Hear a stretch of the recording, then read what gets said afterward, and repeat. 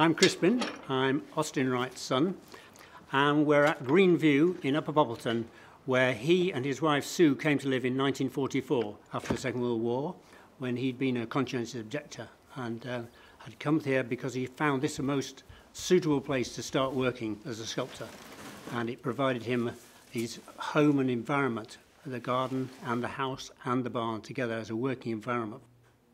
Gave him inspiration to work from this place.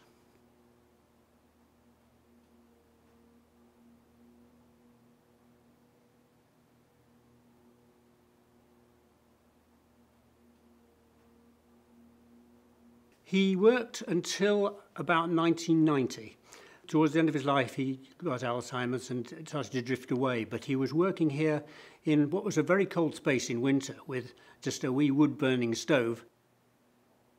I suppose one of my earliest memories of him working here was he got a commission for a crib for Wakefield Cathedral, and he built it out of wood, which is a construction of about 4 foot high, a series of boxes in which he was making plaster animals and human figures to represent the nativity and the animals, and just the right size for a child to crawl in and sit in. It was a very, very nice, homely thing, but I remember that activity going on.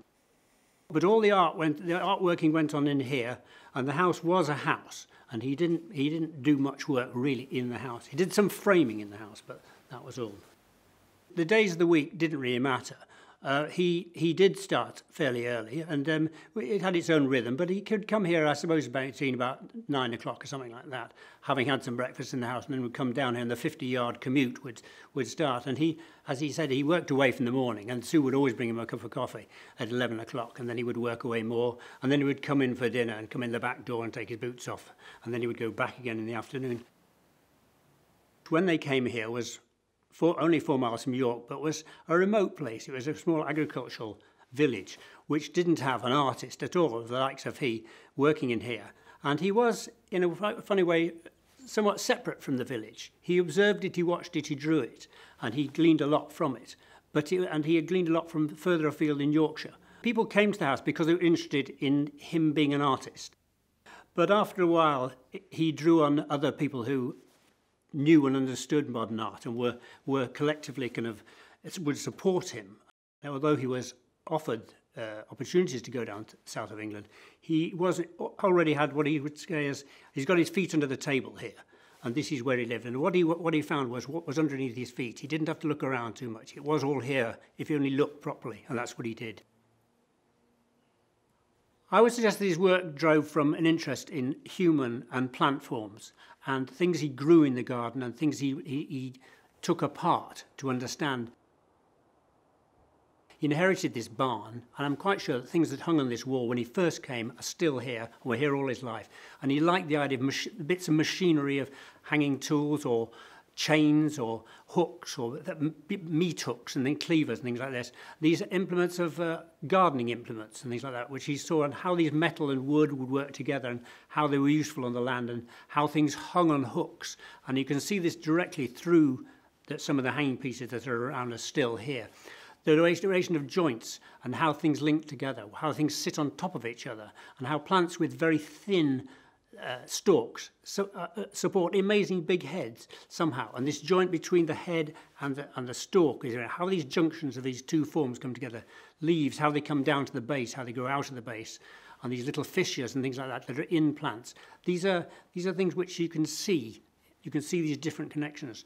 The tall pieces that have little rectangular joints in are basically vertical landscapes, sometimes of North Yorkshire, field patterns with little houses dotted about them, and drawn, which you can see in drawings, lined with little houses in lines and a hedge and a tree, and on it goes. And these things were turned into vertical sculptures, which also had plant forms in them, or rings or buds in them. So I think there's a combination of all these things, of things he saw in the landscape, things he saw in plants, things he saw in human beings, in bones and joints and human form. I am just his son. I'm not. I didn't come into contact with him as an art lover or a sculpture admirer, and so it was just happening all around it all the time. And you could come in the barn, and these things were being made, and these metal figures were being made, or these funny men with thin men made of wire being covered with clay and things like that. And then he'd come in the house, and he would be kind of a family man, and we would have days out and things like that. And he would encourage you to draw and look at things, but he was a driver, really, and he was kind of keen for you to be interested in things and take these things in. But he didn't explain what he was doing. You'd see these things happening, these figures appearing. But what to be very proud of him, because he's created these immense body of work of great variety, from a great well of kind of different places, and particularly from this area.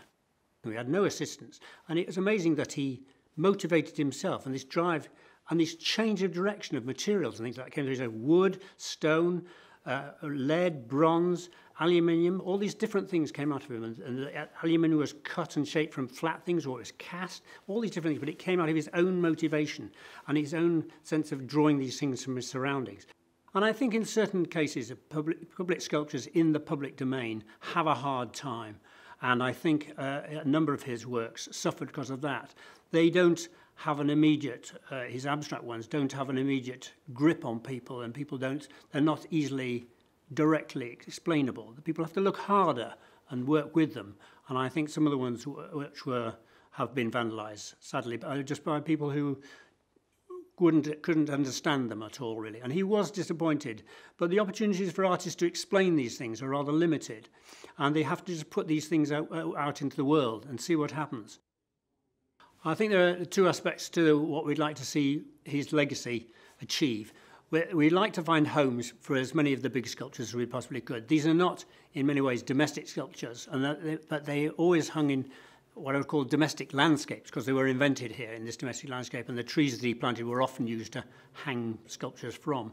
So if we could find homes for these which would be suitable, that would be lovely, to see them out in the open, be seen and admired by other people. The other smaller ones, it'd be lovely to think that they could go into other perhaps galleries even might take them, or even if people would like to move them on by selling them. The drawings, I think, must remain together as an archive. So lots of these can be read as starters and initiators of later sculptures. One of the challenges we're set as the executors and inheritors of Austin's legacy is to try and cover the whole decades of life and the different elements of his life, of his work, from the early beginning figurative work and the smaller pieces. And he wasn't a great organizer of this. Sue did some of this, and it was later archived in some way with James Hamilton's book. However, what we want to do is to try and draw it all together, so we have an archive that's properly ordered, which does show where things are, where things can be seen in public collections, and some in university collections as well, we think. Some have been lost, and we would like to try and pursue where these might be or where they might have ended up. And it might be good if we could possibly retrieve them. But it would be nice initially to know where these were and what the scope of all this was, and to be able to present it and order it in a nice way for the future.